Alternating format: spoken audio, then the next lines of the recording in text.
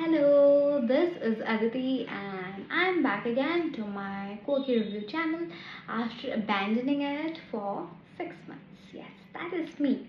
But I'm back again after posting one video and this is my second video. Okay, so in these 6 months, lots and lots of things have happened. I have grown a lot in my character and I got myself an internship. Yes, so I am, moving on the paths of getting independence.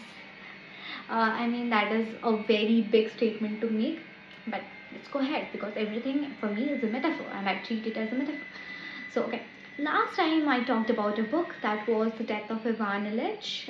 It was very classic because I am into classics. I read a lot of classics, I read fiction, I read romance, but this genre is something which I'll be talking about today is very different. A few days back during Mahashivratri, I was doom scrolling and I came across Namita Dube's video where she introduced me to a book called The Heart Lamp.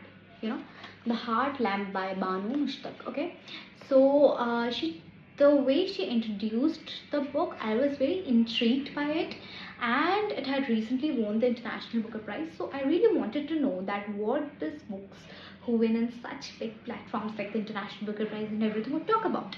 I knew that the underlying message was not limited to, sorry, it's not limited to feminism. It talked about females, it talked about culture, it talked about caste hegemony, and most of it was revolving around the concept of feminism. Okay, so I was like, why not give it a shot? So I ordered it, through Blinkit, of course, with commerce and capitalism at its peak. Well, okay, so moving forward for that. So this book, The Heart Lamp. I mean, there's one question that what the heart lamp would mean. My first question was, what is the heart lamp? Okay, so reading through this book, I could realize at the very end, I mean, of course, I could relate to it, but at the very end, when the titular story came, The Heart Lamp, I could understand. I had my own review, I had my own personification of this title. So, okay, let's talk about what I feel like it. The heart lamp. The lamp is, for me, it is a symbolism of a culture, okay? And the hearts that carry these symbols are the hearts of women. We women are the carriers of these lamps. We pass it down to generations, and we are the ones who face the severity of it as well. Simple as that. I mean, I know most of you would disagree, most of you would agree, but this is my personal statement after reading this book and also before reading this book, because this is not something eye-opener, because hearts of the women are the only ones who pass it down to the generations, and we are the only ones who faces the burnt of it to a very greater extent. I will not confine my statements to colloquial speaking, but I am speaking in a very open-minded way. Okay?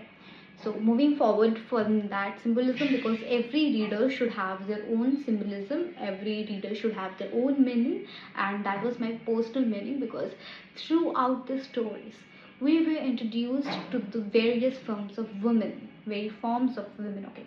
So we were introduced to mothers, we were introduced to wives, grandmothers, sister-in-law, mother-in-law, daughter-in-law, sisters, daughters, and every form of women is talked about in this book.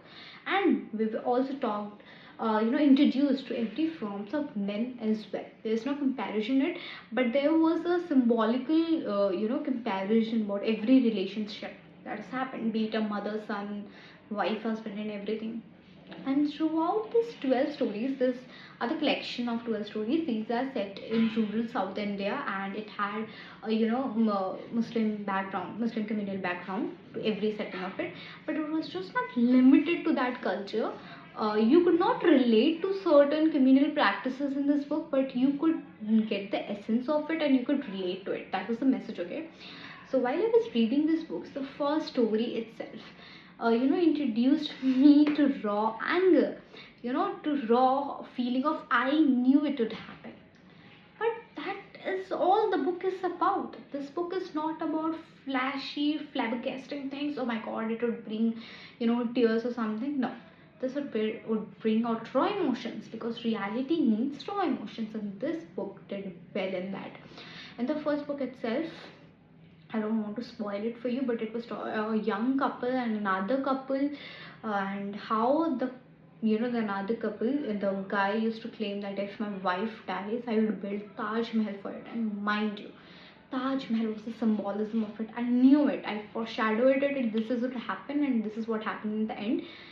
And he was like, if the wife of that person would say, if I die, I know you're gonna remarry. And the guy's like, no, how could you ever doubt my love? I will do this, I will do that. And the protagonist, the women, used to feel jealous. Oh my god, why does not my husband love me in that way the man loves? And I was like, girl, you just need to wait and watch. And that's what happened. At the end of this book, the guy remarries. Yes, built a Taj Mahal in 40 days, because he remarried a very young woman in 40 days just to take care of his children. Yes, a very young woman to take care of his children when his own eldest daughter was the age of getting married. Building a Taj Mahal. See? Yes. Well, this is just a story and it brought raw anger in me or this. But this is what happens in everyday life, and this story is just not limited to the actions of men. It talks about the actions of women and how they are influenced by societal standards, by societal things and everything. It talks about everything.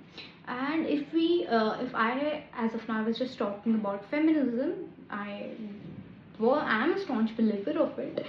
But moving forward, that I talked about caste hegemony as well.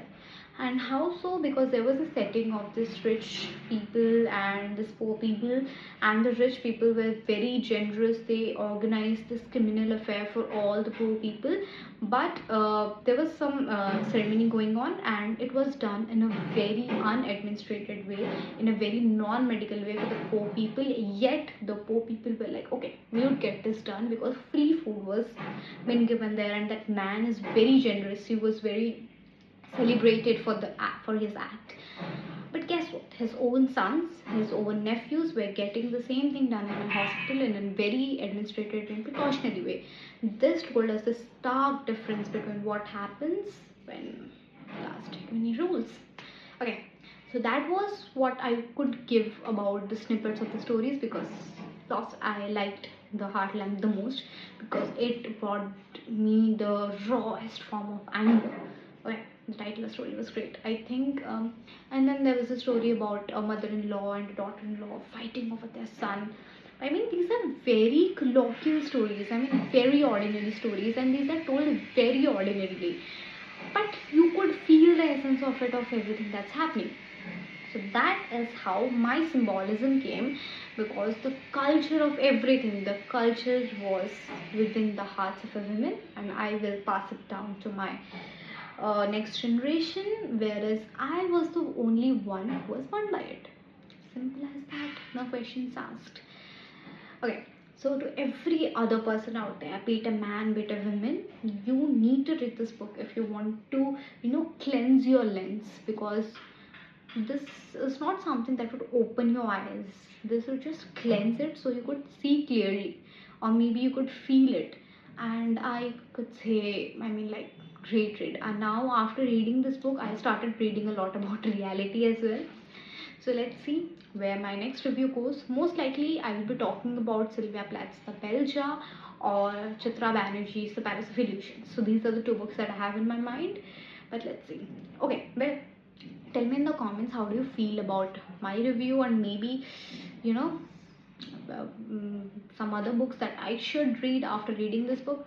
But guys, give this a try, because reality is need to be seen, and sometimes maybe you have dirt on your eyes and you need to cleanse your lens, and the books help through it. Bye bye.